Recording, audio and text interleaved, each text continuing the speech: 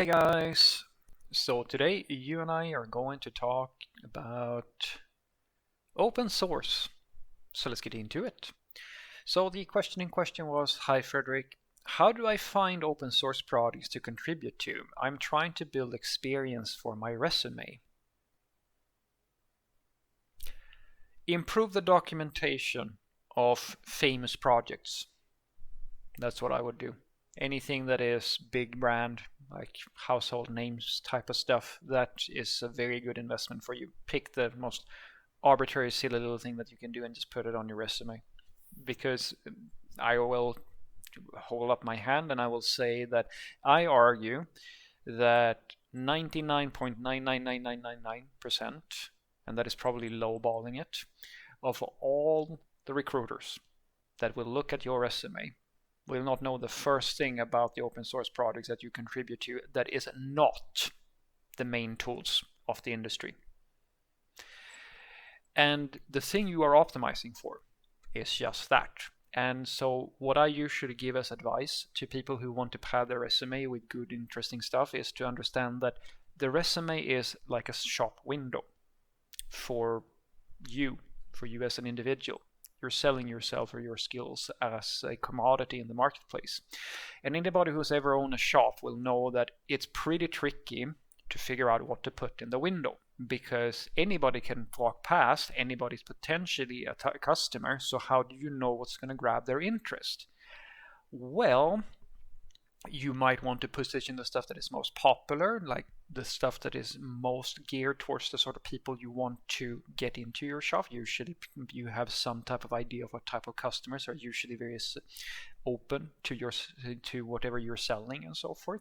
And so you might optimize for that. You might want to put a little bit of everything in there to see if you can grasp so forth and so forth. But on average, people usually have a specific target audience that they market towards.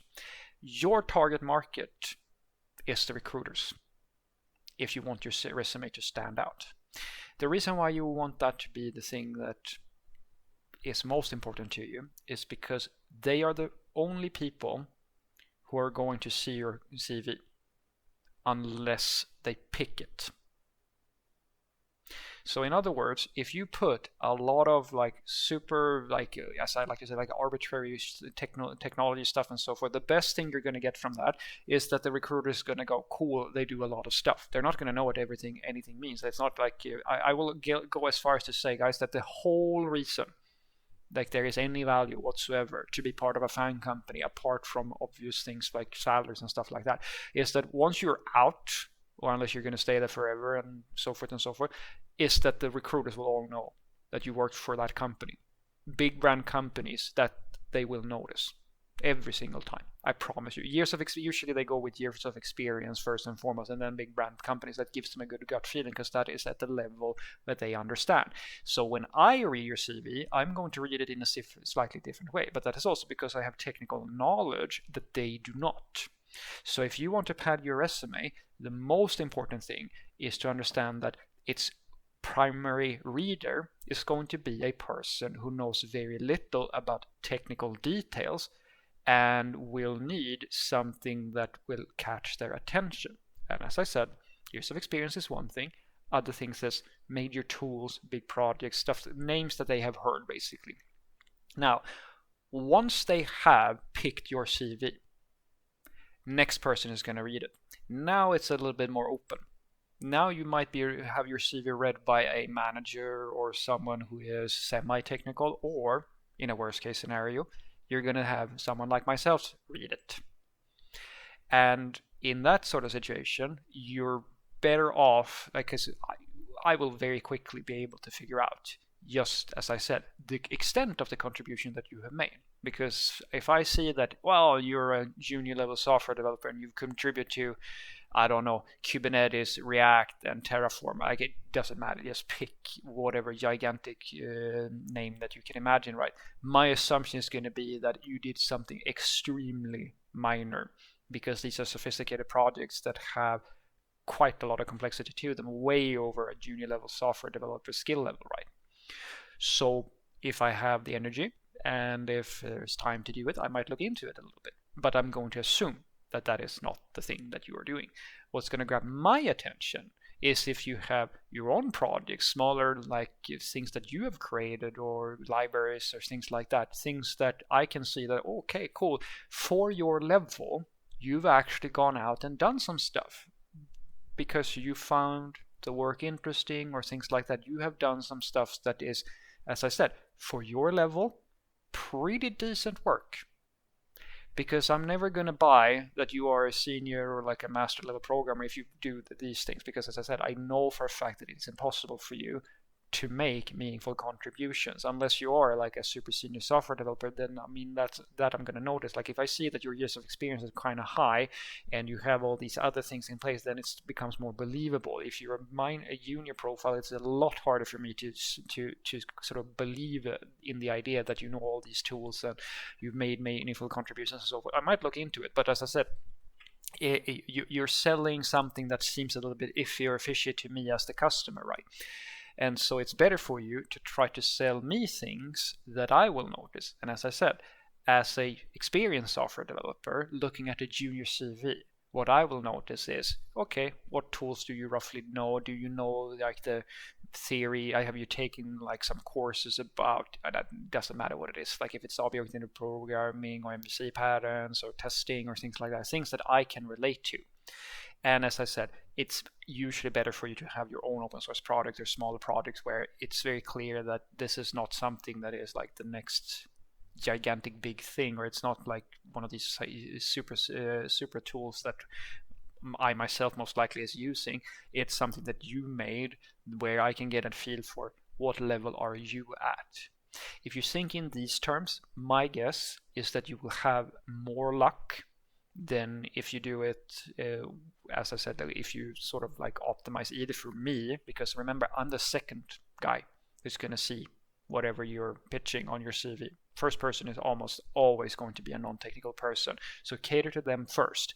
You know the platforms, LeetCode and like these sort of like Stack Overflow and like these brand names. Contribute to those platforms. Have things that will stand out. I mean, if you can take an internship at Google, go and take an internship at Google, because I promise you they are going to notice that, but they're never ever going to know that, for example, they're never going to even know what the difference is between, say, Java and JavaScript.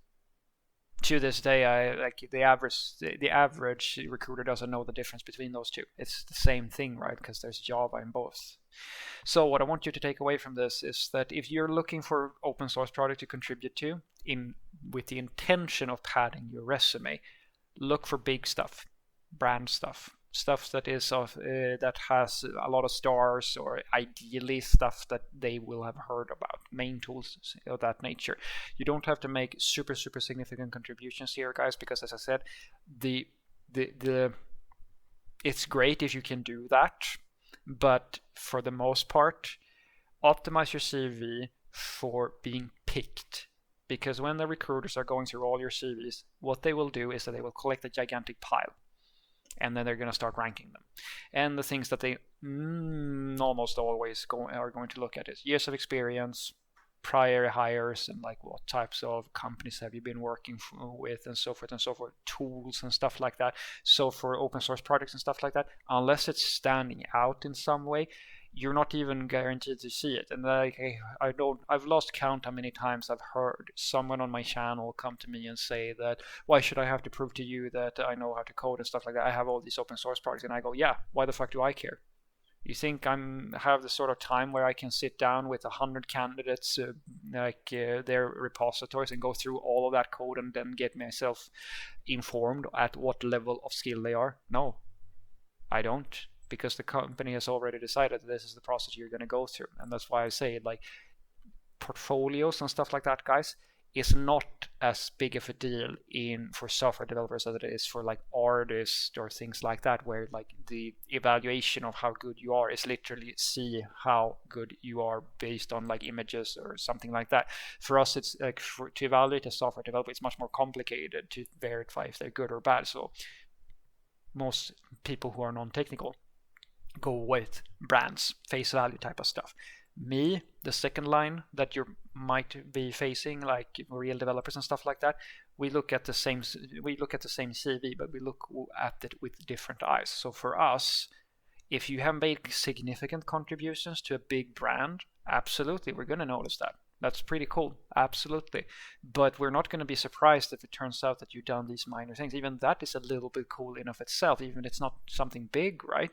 But try to focus on, for us, to show that you have been doing some extra work with your own projects, or maybe you have a good rating on Stack Overflow, or maybe you've done some lead code stuff and so forth and so forth. Show us that you have gone a little bit beyond what we would expect a junior level software developer or someone who's a little bit inexperienced, and done some extra stuff. Even for seniors, this is true.